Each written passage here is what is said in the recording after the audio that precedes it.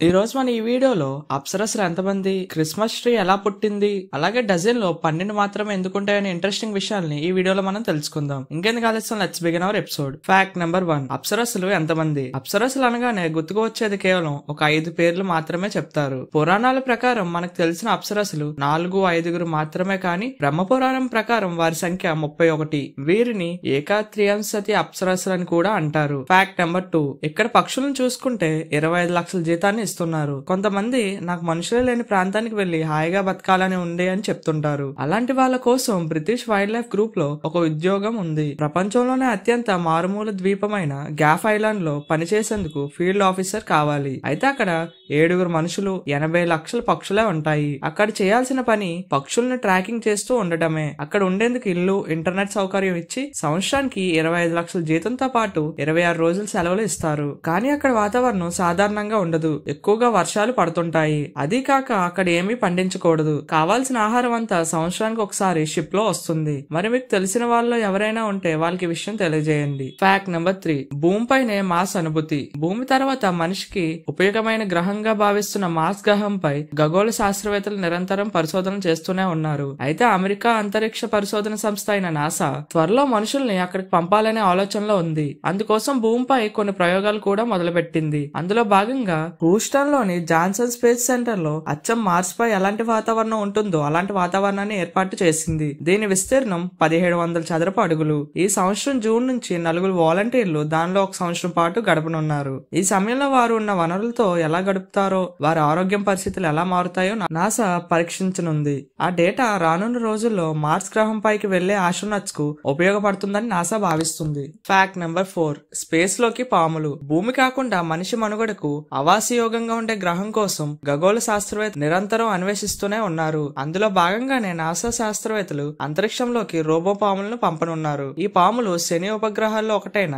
Enceladus పై పరిశోధనలు చేయనున్నాయి. 1789లో కనుక్కున్న ఈ ఉపగ్రహం మంచు పొరల కింద ఓ సముద్రం ఉన్నట్లు నాసా భావిస్తుంది. దాని గుట్టును తెలుసుకునేందుకే ఈ పాములను పంపి సముద్రంలో జీవం ఉందేమో తెలుసుకోనుంది. 10 సెంటీమీటర్లు ఉండే ఈ పామును మంచును తవ్వి లోపలికి వెళ్లేందుకు వీలుగా తయారు చేశారు. సెన్సార్లు, కెమెరాలతో ఉండే ఈ పాములు అక్కడి జీవితాన్ని గుర్తించి భూమికి సమాచారం ఇవ్వనున్నాయి. ఫ్యాక్ట్ నెంబర్ 5, క్రిస్మస్ ట్రీ ఎలా పుట్టింది. క్రిస్మస్ రోజు చెట్టును పూజించే ఆనవాయితీ మొదట్లో లేదు. ఇది ఎలా వచ్చిందంటే శీతాకాలం రోమ్ లో చెట్లను అలంకరించి పూజించేవారు. అలాగే కొమ్మలను ఇళ్లకు కట్టుకునేవారు. అయితే పౌర హక్కుల ఉద్యమకారుడు మార్టిన్ లూథర్ కింగ్ జూనియర్ ఓ రోజు చెట్టు కొమ్మలు తెచ్చి అందంగా అలంకరించి పూజించాడు. ఆయన్ని ఫాలో అయ్యేవారు దీన్ని అనుసరించారు. క్రమంగా క్రిస్మస్ రోజు చెట్టును అందంగా అలంకరించడం ఆనవాయితీగా మారింది. ఫ్యాక్ట్ నెంబర్ 6, మనం రోజువారీ జీవితంలో చూసే కొన్ని యాడ్స్ ఎప్పటికీ మర్చిపోలేము. ఎందుకంటే అందులో ఇచ్చే ఆఫర్లు అలా ఉంటాయి. మరి కొన్నేళ్ల క్రితం ఇండోనేషియాలోని జావా దీవికి చెందిన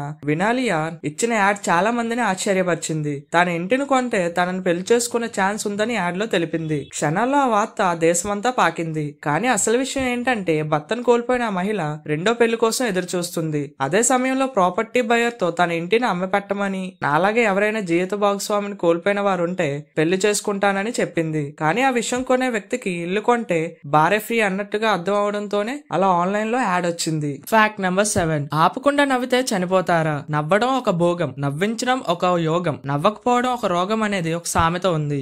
అలాగే డాక్టర్లు కూడా నవ్వడం వల్ల శారీరక, మానసిక ఆరోగ్యం మెరుగుపడుతుందని చెప్తుంటారు. నవ్వడం మంచిదే, కానీ అతిగా నవ్వితే ఏమవుతుంది. వసంతం సినిమాలో చంద్రమోహన్ నవ్వుతూ చనిపోయే సీన్ మనలో చాలా మంది చూసే ఉంటారు. మరి నిజం జీవితంలోనూ ఆపకుండా నవ్వితే చనిపోతారా అంటే అవుననే నిపుణులు చెప్తున్నారు. మానవ శరీరంలో అవయవాల కార్యకలాపాలు జరుగుతున్న సందర్భంలో ఆపకుండా నవ్వితే శ్వాసలో ఇబ్బంది లేదా గుండెపోటు వస్తుంది. కాబట్టి మీలో ఎవరైనా ఎక్కువసేపు ఆపకుండా నవ్వినప్పుడు శారీరకంగా ఏదైనా ఇబ్బంది అనిపిస్తే వెంటనే డాక్టర్ ను సంప్రదించడం మంచిది. ఫ్యాక్ట్ నెంబర్ 8, డజన్ అనగానే 12 నంబర్ ఎందుకుంటుంది. మనం రోజు కొనే నిత్యావసరాల సరుకులైన ఉప్పు, పప్పు, బియ్యం అన్ని కేజీల్లోనే కొంటాం. కానీ కోడిగుడ్లు, అరటి పండ్లు వంటివి డజన్ లో కొంటాం ఎందుకు. అసలు డజన్ లో డజన్లో 12 ఎందుకు ఉండాలి, 10 లేదా 16 ఉండొచ్చు అనే సందేహం ఎప్పుడోకప్పుడు మీకు వచ్చే ఉంటుంది. దీనికి సమాధానం ఇప్పుడు తెలుసుకుందాం. అలా డజన్లో 12 మాత్రమే ఉండడానికి డ్యూ డెమికల్ సిస్టమే కారణం. పూర్వం ప్రజలు వస్తువులను లెక్కించడానికి చేతి వేళ్లను ఉపయోగించేవారు.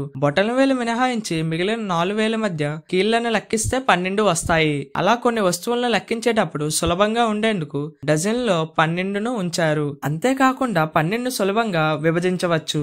మీరు అరటి పండ్లు అమ్మే వ్యక్తిని గమనిస్తే డజన్ అరటి పళ్ళు 4 4 4 అని లేదా 3 3 3 అని లెక్కలు వేసి మరీ మీకు ఇస్తాడు.